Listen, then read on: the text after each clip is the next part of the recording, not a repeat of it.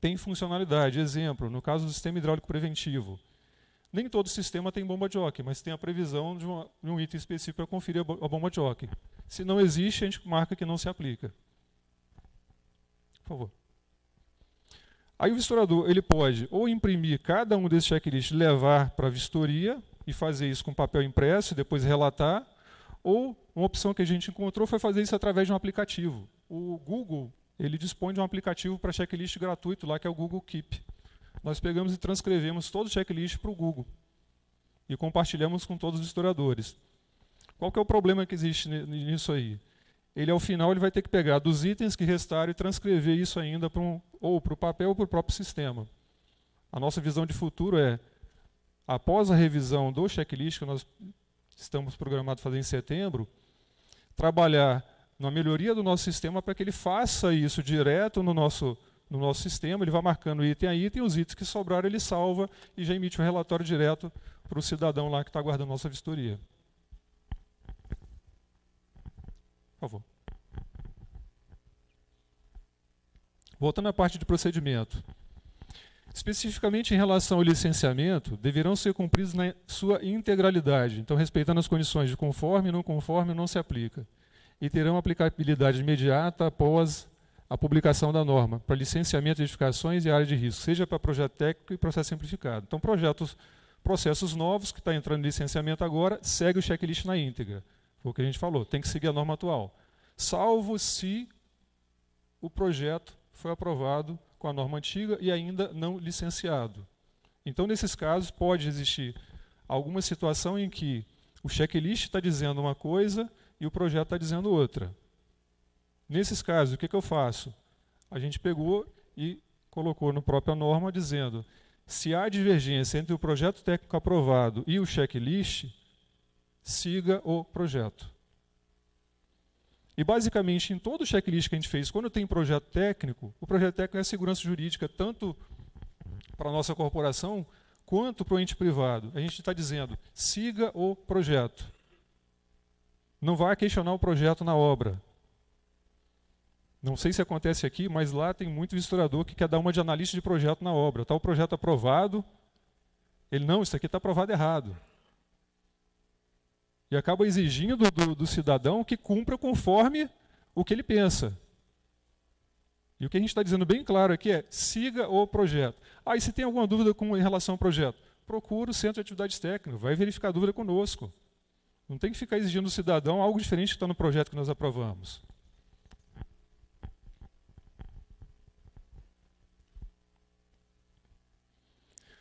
Quando um dos itens de um determinado checklist se referir a uma determinada medida de segurança que possua a necessidade de verificação em mais de um local ou equipamento, a condição conforme só ocorrerá quando houver o cumprimento total deste item. O que significa isso? Sistema de proteção por extintores. Quando eu vou observar na edificação, existem várias unidades de extintores. Eu só vou marcar conforme se todos os extintores estiverem conforme. É isso que a gente está dizendo aqui. Então, se o único estiver em desconformidade, o checklist vai ser marcado como não conforme. Por favor.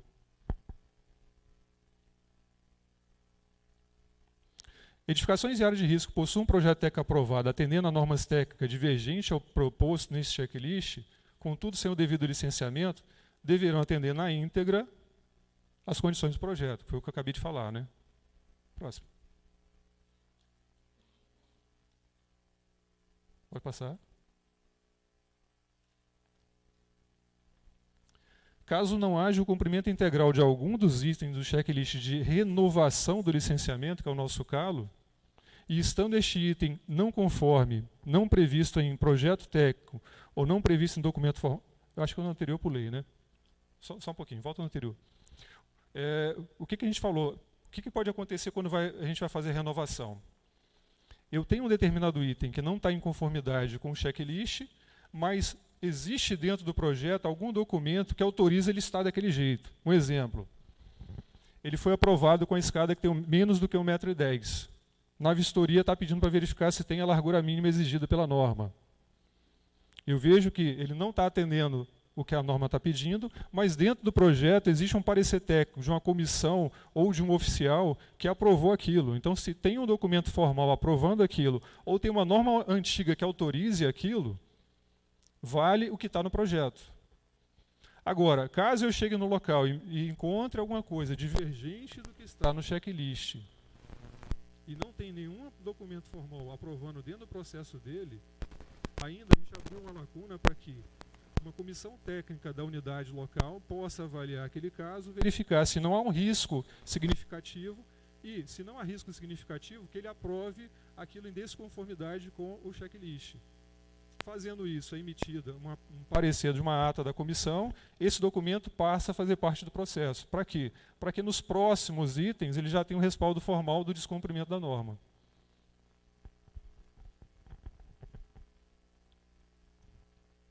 Pode seguir. Em processo de vistoria que ocorra mais de uma conferência e seja realizado por vistoriador diverso ao da primeira vistoria, ou seja, no meio do processo trocou o vistoriador. O primeiro vistoriador foi ao local, deixou um laudo, tinha 10 itens. Aí o proprietário foi cumprir os 10 itens. Aquele vistoriador entrou de férias, por algum motivo a vistoria teve que trocar de agenda. O novo vistoriador vai retornar lá. O que acontecia antes? Ele exigia mais os 5 itens, diferente do anterior. Esse vistoriador ele vai verificar apenas os itens que ficaram pendentes no laudo anterior. A gente está deixando claro que ele tem respaldo para fazer isso. Ele não precisa olhar toda a edificação novamente, todos os sistemas novamente. Basta ele conferir apenas os itens que foram marcados como não conforme na vistoria anterior.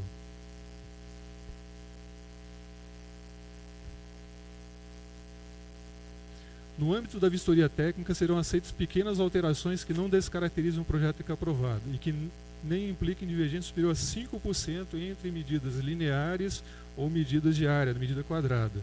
Esse aí foi o nosso bom senso. Por que nós adotamos esse valor?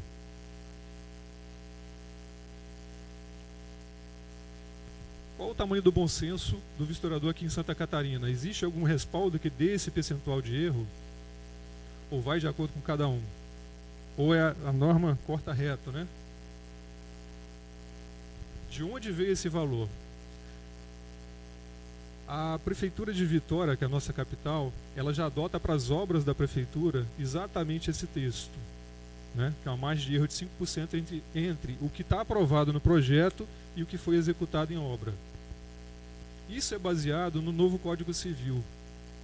O novo Código Civil prevê que, em termos de área, se você vai comprar um apartamento, ele está te prometendo 100 metros quadrados, se ele te entregar 95, ele está cumprindo a norma. Sabiam disso? Ele fala que permite-se um erro de 1/20 do valor. Então, baseado no novo Código Civil e baseado no Código de Obras de Vitória, nós pegamos e adotamos o mesmo padrão. Então, divergência de até 5% nos valores das medidas de comprimento, né, de comprimentos lineares e de área são aceitos como sendo conforme. E esse é o tamanho do nosso bom senso hoje. É o respaldo legal para o vistoriador. Então, se eu tenho uma escada com largura de 1,10 m previsto no projeto, mas ele executou com 1,05 m, é 1,10 m. Está conforme norma, conforme projeto. Por favor.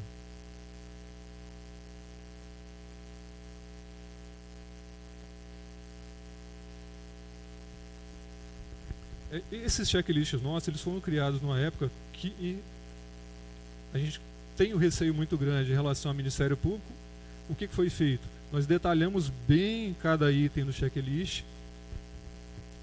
Acredito que aqui no estado, eu estava conversando com alguns oficiais, o processo está um pouco mais avançado, tentando simplificar, ou seja, tentando enxugar, né, os itens que vão ser verificados em norma. Um dos exemplos que a gente estava conversando foi questão de altura de extintor. Está na norma lá para verificar se está entre 0,20 e 1,60 m. Se a sinalização do extintor tem todos os elementos lá referente à norma. Inicialmente nós preferimos, né, deixar bem detalhado para quê? Para transformar isso em cultura, que a gente trabalha com as empresas que executam as medidas de segurança, com os projetistas de forma geral, como se fossem crianças, né? Achando que eles vão fazer um negócio errado, que vão tentar ludibriar a gente e vão descumprir a norma. E com base nesse princípio da desconfiança, a gente cobra tudo, verifica tudo. E não deveria ser assim. A nossa corporação ela tem que dizer para o vistoriador qual que é o papel exato dele. O papel dele é fazer o comissionamento de todo o sistema, é verificar todos os itens normativos, ou o papel de fiscalizador? Quem que é o responsável pelo comissionamento do sistema? É o vistoriador ou é o engenheiro eletricista, o engenheiro mecânico que está projetando e executando aquele sistema? Fala-se muito em transferência de responsabilidade, né? Em delegar a responsabilidade. Eu vejo isso não como delegar a responsabilidade, porque a responsabilidade é do profissional que está executando a obra. A nossa função principal é como fiscalizador. Só que nós desconfiamos tanto de quem está fazendo essa execução que a gente vai verificar cada item. Fazemos isso na análise do projeto e fazemos isso na vistoria. Aí por isso esse checklist ele foi mais conservador. A nossa intenção é, à medida que a gente vê que a qualidade do mercado for melhorando, é enxugar mais. Com base nisso, a gente já tentou fazer isso no primeiro, que foi sobre a SPDA. SPDA, para nós, enquanto segurança contra incêndio, qual foi a avaliação que a gente chegou? Para a maioria das edificações, ele tem pouco papel na segurança contra incêndio e pânico. Ele vai ser importante onde houver armazenamento de líquidos inflamáveis, de gases, combustíveis. Agora, para a edificação residencial, qual é o papel que ele tem para a prevenção de incêndio e pânico? Então já começou a desapegar de algum sistema. Então esse que não tem uma importância tão grande de prevenção à parte de incêndio, né, proteção à vida, o que nós fizemos? Para o SPDA nós já dizemos, tínhamos feito um checklist detalhado, esse checklist está muito bom, é para comissionamento do sistema. Então esse checklist nós vamos deixar para o nosso, para o projetista, né, para o engenheiro eletricista. Ele vai marcar que está tudo conforme a norma, de acordo com o modelo checklist que a gente apresentou, e o laudo, apresentar a RT. O nosso instalador vai pegar esses documentos, verificar, existe, está instalado? Tá, então está liberado. Tem alguma desconfiança aqui, clara que está em desconformidade com a norma.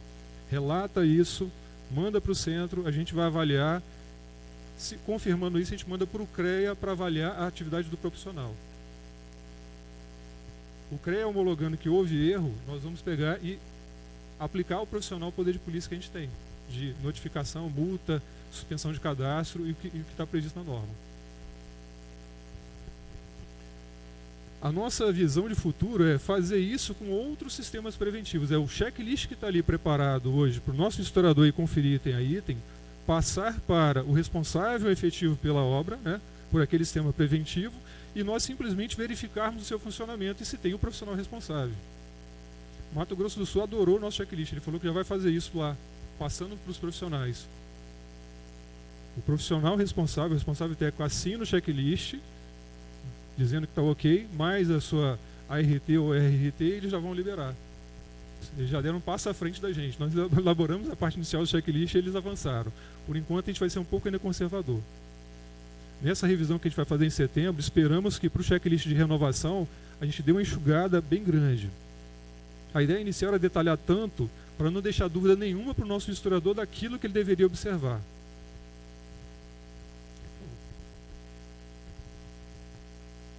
E a gente deixou isso claro nas disposições finais, né, de qual é o papel do vistoriador. O papel dele não é comissionamento, o papel dele é fiscalizador e, né, orientar o cidadão sobre como executar cada medida. Durante a elaboração do checklist, o que nós estamos fazendo? Fomos elaborando para cada um deles uma instrução para a nossa tropa. O problema é que nós tínhamos. A gente não dispõe de recursos para fazer um seminário maravilhoso como esse. Parabéns, comandante. A gente sabe a dificuldade que tem de logística principalmente financeira, né? E parar 2, 3 dias, né, a atividade técnica para estar aqui. Então é uma atividade louvável, adorei a ideia. E esse é o nosso sonho, só que a gente não consegue fazer isso, trazer todos os nossos historiadores para fazer essa capacitação ao mesmo tempo. Como que nós conseguimos fazer isso? Instruções através de videoconferência. Cada oficial nosso, responsável por cada um daqueles checklists, o que ele fez?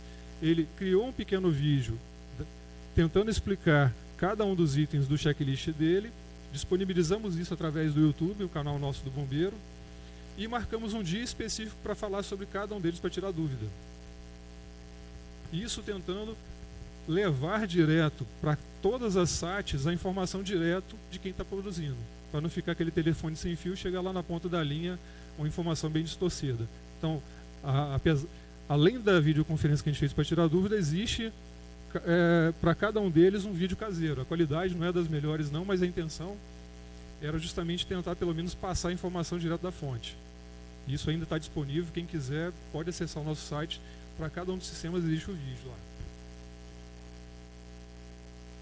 Agora a gente tem que passar para outra apresentação.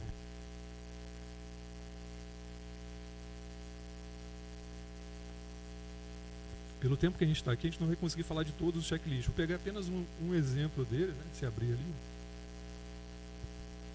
para a gente ter uma ideia de como que foi montado cada um dos checklists nossos. Interessante que na hora de a gente estava ensaiando deu certo, né? Tá. Pegando especificamente aqui o checklist de sistema de hidrantes e manguatinhos. O primeiro item que está na norma, que está no checklist, a gente coloca lá, né? O óbvio também tem que ser dito, ó, eu só vou fazer essa vistoria se tiver com o projeto em mão. Porque toda vez que tem sistema de hidrante tem que ter projeto. Então o primeiro item do checklist, por favor. O primeiro item que a gente vê no checklist é estar de posse do projeto técnico. Olha lá, para a vistoria tem que estar de posse do projeto técnico. E aí ele foi elaborado numa ordem que eu consigo verificar cada componente dele, começando no caso do SHP, da RTI até chegar nos hidrantes, nos HPs. Então na RTI, o que eu vou lá? Verificar a RTI se ela está protegida contra fogo conforme indicado em planta, TRF de 2 horas. Verificar as dimensões e volume da RTI conforme indicado em planta. Verificar se a tomada de água da RTI para o sistema de hidrantes está conforme indicado em planta. Eu poderia resumir isso tudo e verificar se a RTI está conforme a planta. Para tornar ele, pelo menos, para a leitura mais rápida, mais dinâmica. O que a gente percebeu ele ficou muito detalhado e com isso a leitura não ficou tão dinâmica. Vai demorar um certo tempo até que o nosso historiador acostume com todos eles.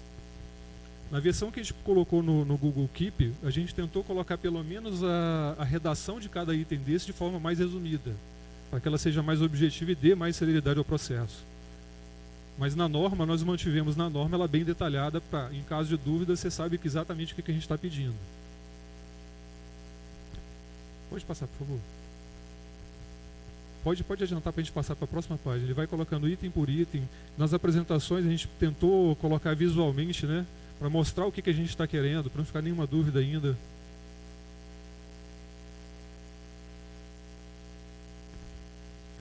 Aí, saindo da RTI, ele vem para a tubulação. A primeira tubulação que ele encontra é a tubulação que vai da RTI até a bomba. Essa tubulação é a tubulação de sucção. E aí vamos verificando item a item. Verificar a existência de registro gaveta. Verificar a existência de válvula de retenção. Verificar o desnível da RTI até a BCI. Por que eu tenho que ficar verificando tudo isso? Verificar o diâmetro da tubulação da BCI. Por que nós fazemos isso em vistoria?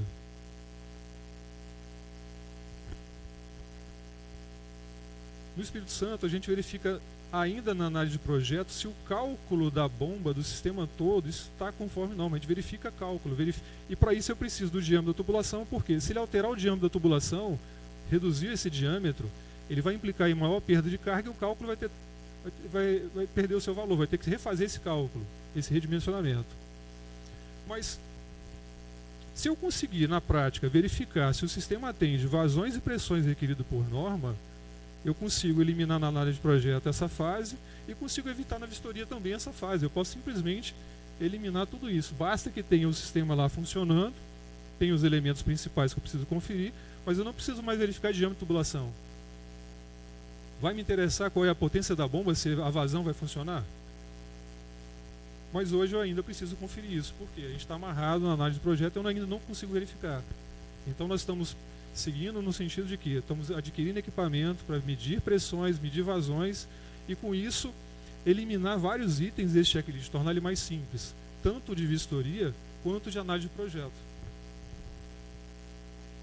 Pode seguir.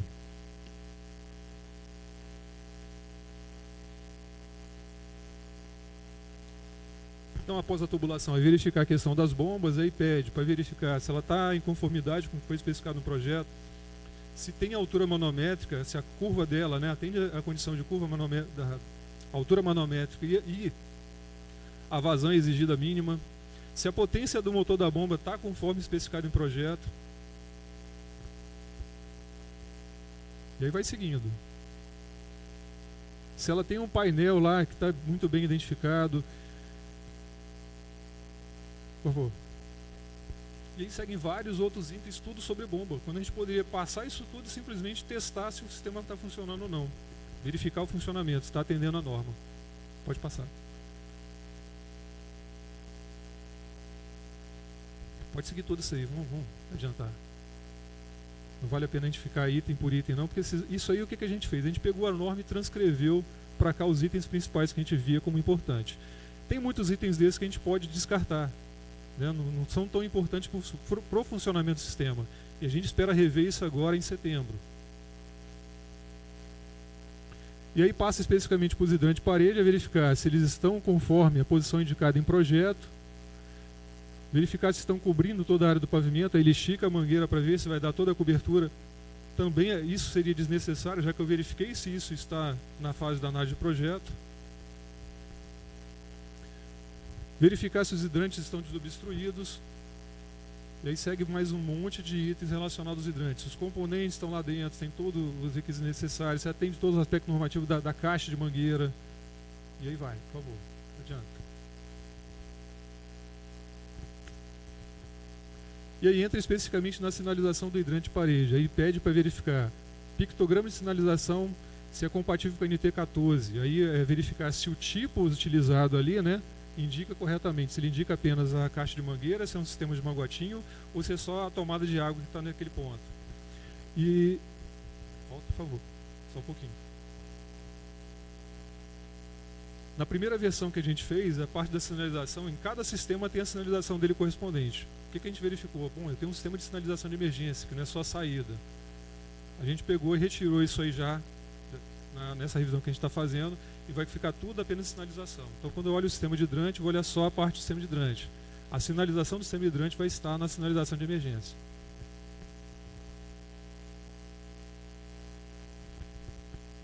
E aí, para cada item, vai verificando. Vamos seguir para a gente ter um pouquinho de tempo para debate. Entra o recalque, depois procedimento de testes.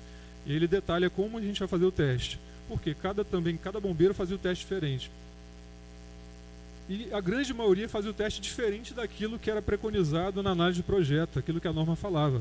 Nós dimensionamos o sistema para ter 2 hidrantes funcionando simultaneamente e na hora de fazer o teste com um hidrante apenas. Aí eu olhava, o alcance está bom, mas testou os 2 ao mesmo tempo? Está atendendo o que está pedindo na norma?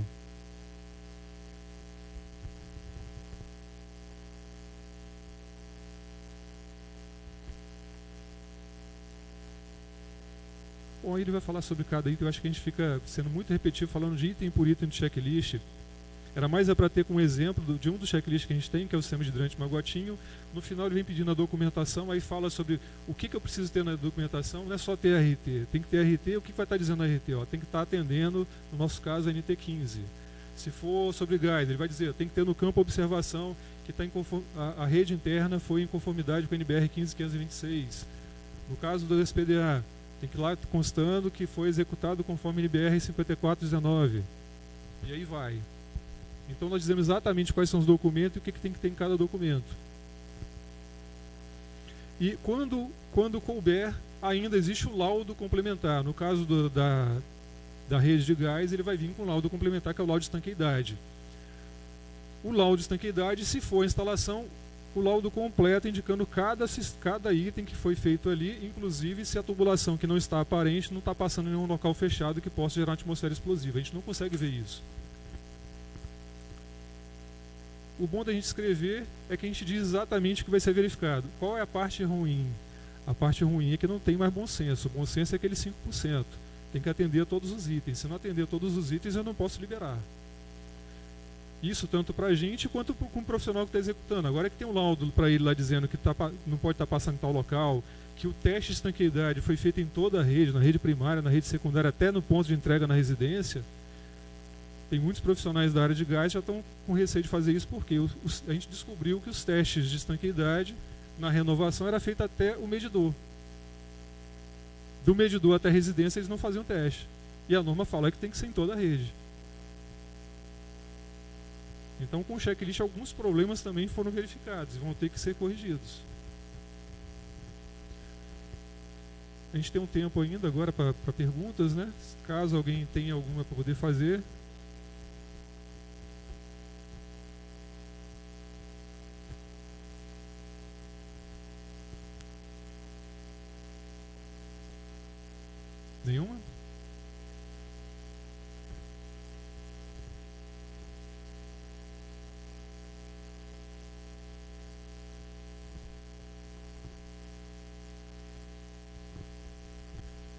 Com licença, coronel, parabéns pela palestra aí. Eu sou o Cabo da Rosa, bombeiro de Sombrio, ali da região de Criciúma, e nós ficamos na dúvida com relação à vistoria de habites, porque aqui em Santa Catarina, logo após a aprovação do projeto, a próxima etapa seria a vistoria de habites, e não ouvimos o senhor comentar sobre isso. No entanto, o senhor falou sobre licenciamento. O habites nosso é o licenciamento. A gente divide em vistoria de licenciamento e renovação do licenciamento. No passado a gente usava o termo habites também.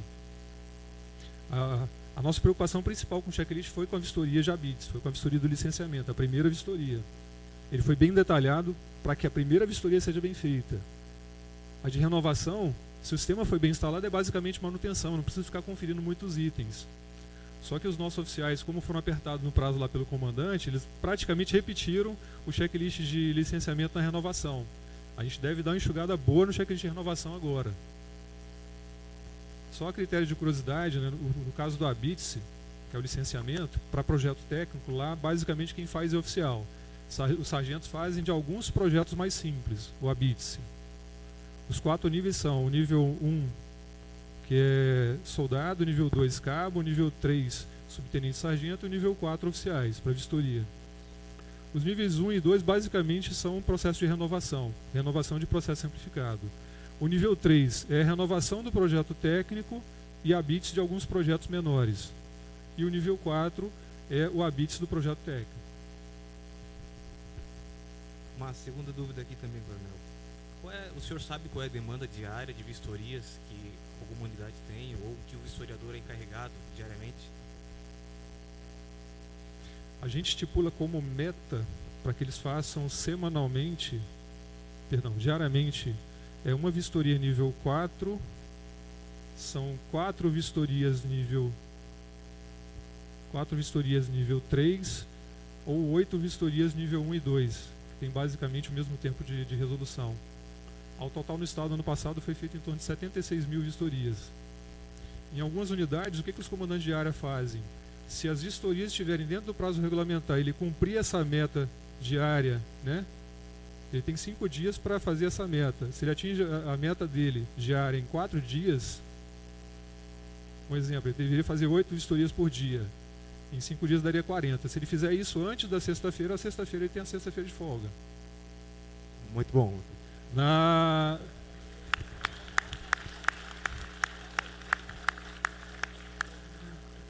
Coronel, mais uma dúvida também. Mas ele não pode ter vistorias em vermelho na fila dele. Sim. Na análise de projeto a gente faz similar. Coronel, dando seguimento aqui, mais umas perguntas.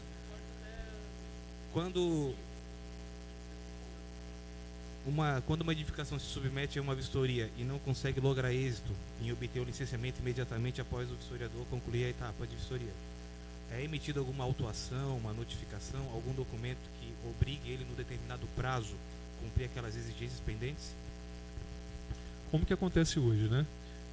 Após a vistoria, ele tem um prazo de 30 dias para regularização.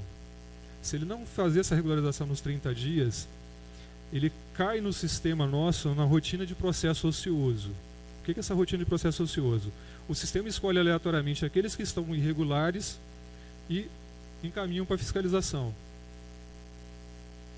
Ocorrendo a fiscalização, ele tem direito a ainda mais 2 vistorias, porque para cada taxa que ele paga, ele tem direito a 3 vistorias lá. Então a gente vai uma segunda vez. Nessa segunda vez, se continua irregular, se ele ainda não cumpriu, automaticamente o sistema joga ele para a terceira vez, em 30 dias. Se ele não cumpriu novamente, deixa eu fazer a conta, primeira, segunda, na terceira vez dá novo prazo de 30 dias, após os 30 dias a gente retornar lá, aí sim inicia o processo chamado de fiscalização. Aí ele é notificado, na notificação dá-se um prazo de mais 30 dias e aí sim a gente pode aplicar a multa. Na fiscalização, efetivamente para aplicação de multa, para aplicação do poder de polícia, eu preciso ter 2 historiadores. A nossa norma hoje exige 2 historiadores. No passado era apenas 1, hoje necessariamente são 2. São 2. Para as vistorias normais para emissão de alvará, que são as vistorias por solicitação do interessado, apenas um vistoriador. Mas para fiscalização tem que ter uma ordem de serviço antes e essa ordem de serviço vai ter o nome de 2 historiadores. Isso o senhor diz para aplicar o poder de polícia efetivamente? Salvo os casos muito graves, que aí cabe interdição. A interdição é imediata. Certo. O senhor também comentou na possibilidade de suspender ou cassar, não sei se foi esse termo, o cadastro, a habilitação do engenheiro que cometeu algum erro. Não sei se é isso. Os senhores têm essa previsão no poder de polícia de vocês suspender o registro, aplicar alguma punição congênita? As empresas e profissionais que trabalham com instalação, comercialização ou projeto de medida de segurança contra incêndio e pânico, elas, por lei, são obrigadas a ter o cadastro no Corpo de Bombeiro. Se elas cometerem a infração, forem notificadas 2 vezes no período, acho que de 3 meses, pela mesma infração, a gente pode suspender o cadastro. A norma vem prevendo isso. Aí eu tenho que dar o devido processo legal para que eles apresentem a sua defesa prévia. A defesa prévia primeiro é o comandante da unidade, é o comandante do agente fiscalizador. Depois ele tem um recurso à comissão especial de julgamento e o último recurso é o comandante. Aí, encerrado todas as instâncias administrativas, a gente pode aplicar a cassação.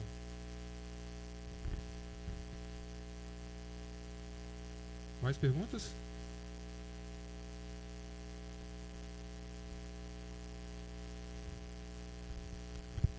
Boa tarde, coronel. Boa tarde.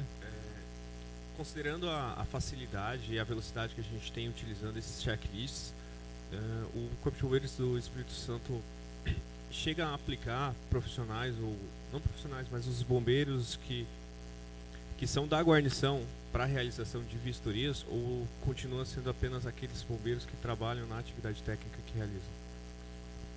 Praticamente quem realiza são os bombeiros da atividade técnica. Hoje a gente tem em torno de 120 vistoriadores no estado. Alguns comandantes de unidade, o que eles fazem? Porque a gente tem os vistoriadores cadastrados, são exclusivos para vistoria. Mas o comando de unidade, quando eles veem que aumenta muito a demanda por vistoria, que aí nem com folga está conseguindo cumprir a demanda, o que eles acabam fazendo? Eles podem utilizar o bombeiro da guarnição para também fazer isso. Unidades que têm menos ocorrência, principalmente o norte do estado, no interior, a guarnição consegue fazer vistoria também, mas as demais não fazem. Isso vai de acordo com o comandante da área.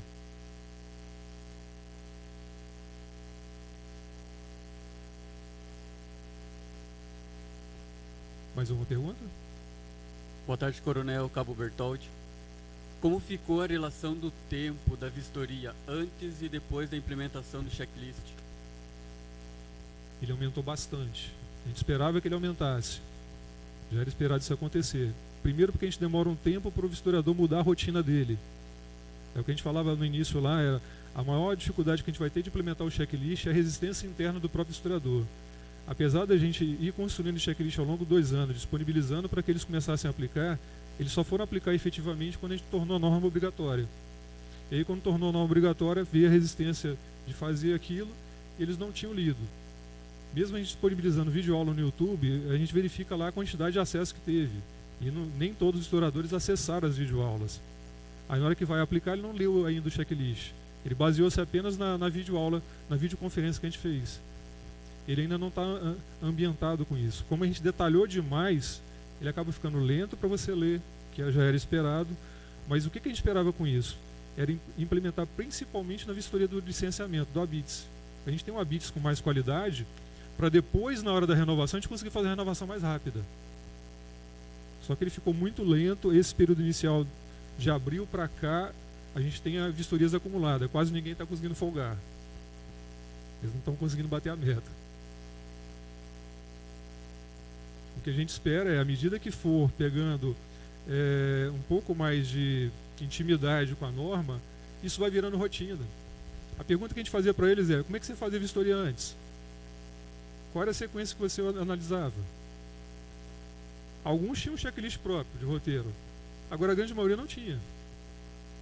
Agora ele tem um checklist para seguir. E basicamente o que a gente fez colocar no checklist são os itens que ele já deveria olhar no dia a dia.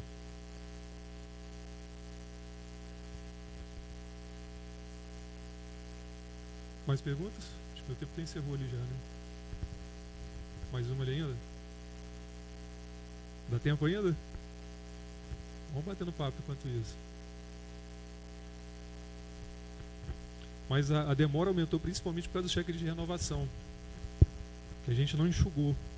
E era o que eu tinha já alertado o nosso comandante, mas o comandante de decisão, ele decidiu implementar logo todos, implementou todos. Ele foi avisado: ó, vai demorar, paciência. Mas o que a gente faz? O nosso sistema, ele gera as vistorias normais por solicitação do proprietário, mas ele também gera algumas outras rotinas para fiscalização. Ele pega processos que estão parados há muito tempo lá, que estão com o alvará vencido, e joga na rotina. Os processos de autodeclaração, que acho que vocês têm aqui também, para o baixo risco, ele pega um percentual também e joga na rotina. Nesse período, o que a gente fez? A gente suspendeu as rotinas de fiscalização de processo ocioso e de fiscalização das autodeclarações, para poder dar um pouco mais de gás para quem está na linha. Boa tarde, Coronel. Sargento Marcos, do Alto Vale, Itajaí, Poranga. Senhor, eu gostaria de saber se para a atividade técnica na sessão há um efetivo mínimo previsto por sessão, uma área de abrangência, né, uma circunscrição, se tem um efetivo mínimo pré-estabelecido para gerar condições de serviço adequadas. Sim, tem. O Departamento de Recursos Humanos do CBMES, o que ele fez? Ele fez um trabalho conjunto com o CAT, pegando estatísticas passadas de projeções do que a gente teria de vistorias, e com base nessas estatísticas separadas por nível, a gente determinou qual que era o mínimo de efetivo soldado, cabo e sargento para poder fazer aquela vistoria. Sendo que o que a gente recomendava? O sargento pode fazer vistoria com o soldado e com o cabo faz. No passado nós tínhamos problema com sargento, não existia sargento. As nossas leis de promoções eram somente por tempo de serviço. Aí a tropa era nova, não promovia. Eu só tinha cabo e soldado. Hoje é o contrário. Hoje a gente tem muito sargento, porque as leis têm a vaga, eu vou promover quem cumpre os requisitos, e praticamente a gente não tem soldado mais no bombeiro, lá no Espírito Santo. Mas esse quantitativo que existe para cada SAT, ele foi determinado com base nas estatísticas de vistorias realizadas naquele setor, naquela área. Dos 17 municípios, cada unidade nossa ela tem uma área de abrangência.